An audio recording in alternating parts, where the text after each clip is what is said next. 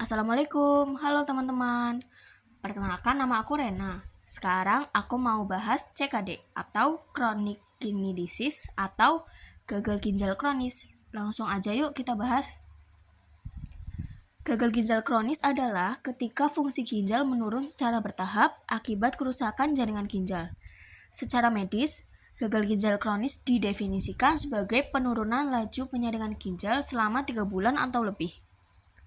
Fungsi utama ginjal adalah menyaring limbah atau zat sisa metabolisme tubuh dan kelebihan cairan dari darah untuk dibuang melalui urin. Setiap hari, kedua ginjal menyaring sekitar 120 sampai 150 liter darah dan menghasilkan sekitar 1 sampai 2 liter urin. Penyakit penyebab gagal ginjal kronis meliputi yang pertama, diabetes yang tidak terkontrol karena kadar gula dalam darah yang terlalu tinggi dapat merusak penyaring dalam ginjal. Yang kedua ada hipertensi atau tekanan darah tinggi yang tidak terkontrol karena kondisi ini seiring waktu akan menambah tekanan pada pembuluh darah kecil di ginjal dan menghambat ginjal untuk bekerja secara normal. Yang ketiga ada glomerulonefritis, yaitu peradangan pada glomerulus ginjal. Yang keempat ada nefritis interstitial, yaitu peradangan pada tumulus ginjal dan jaringan sekitarnya. Yang kelima, infeksi ginjal berulang yang akhirnya merusak jaringan ginjal. Yang keenam, penyakit ginjal polikistik, yaitu pertumbuhan kista dalam jumlah yang banyak pada ginjal. Yang ketujuh ada gangguan saluran urin yang berkepanjangan. Contohnya karena batu ginjal, pembesaran prostat, kanker serviks, retensi urin, atau kelainan bentuk saluran kemih sejak lahir. Yang kedelapan ada gagal ginjal akut yang tidak diobati. Yang sembilan ada penggunaan obat yang berpotensi merusak ginjal seperti litium dan obat antiinflamasi non-steroid atau OANS dalam jangka panjang.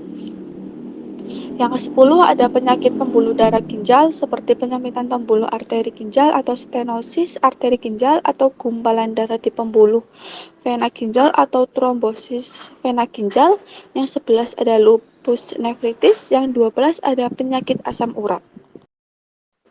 Faktor risiko gagal ginjal kronis dapat dibagi menjadi faktor yang dapat diubah dan tidak dapat diubah.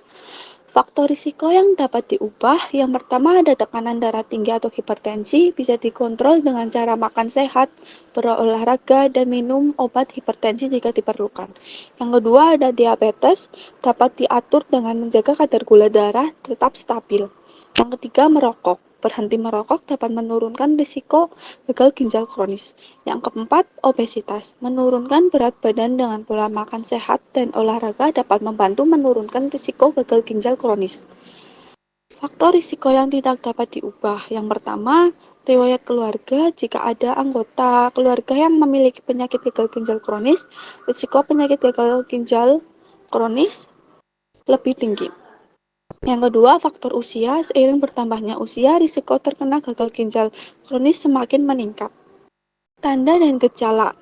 Yang pertama ada penyakit ginjal kronik, yang kedua ada tekanan darah tinggi, yang ketiga perubahan frekuensi dan jumlah buang air kecil dalam sehari, yang keempat adanya darah dalam urin, yang kelima lemah serta sulit tidur, yang keenam kehilangan nafsu makan, yang ketujuh sakit kepala, yang delapan tidak dapat berkonsentrasi, yang sembilan gatal, yang 10 sesak, yang ke-11 mual dan muntah, dan yang ke-12 bengkak terutama pada kaki dan pergelangan kaki serta kelopak mata waktu pagi hari.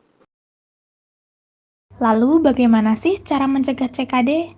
Jadi, CKD dapat dicegah dengan beberapa cara. Di antaranya yaitu, yang pertama, rajin beraktivitas fisik dan berolahraga agar badan tetap bugar. Yang kedua, menjaga kadar gula darah tetap normal. Yang ketiga, menjaga tekanan darah tetap normal. Yang keempat, menjaga berat badan ideal. Yang kelima, minum air putih 8-10 gelas per hari. Yang keenam, tidak merokok. Yang ketujuh, periksa fungsi ginjal secara berkala. Yang kedelapan, tidak konsumsi obat anti nyeri dalam jangka panjang tanpa anjuran dokter. Jadi, sayangi ginjal Anda dengan pola hidup sehat mulai dari sekarang. Selanjutnya, bagaimana penata laksanaan CKD?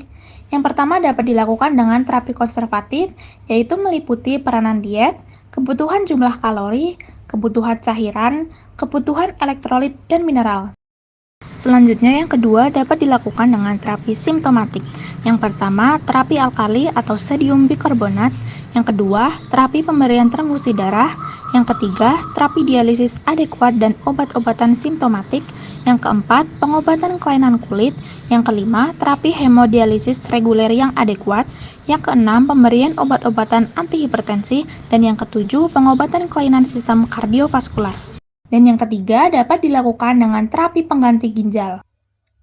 Jadi, itulah informasi singkat tentang gagal ginjal kronis. Semoga video ini bermanfaat dan menambah pengetahuan kalian. Terima kasih sudah menonton dan sampai jumpa di video berikutnya. Wassalamualaikum warahmatullahi wabarakatuh.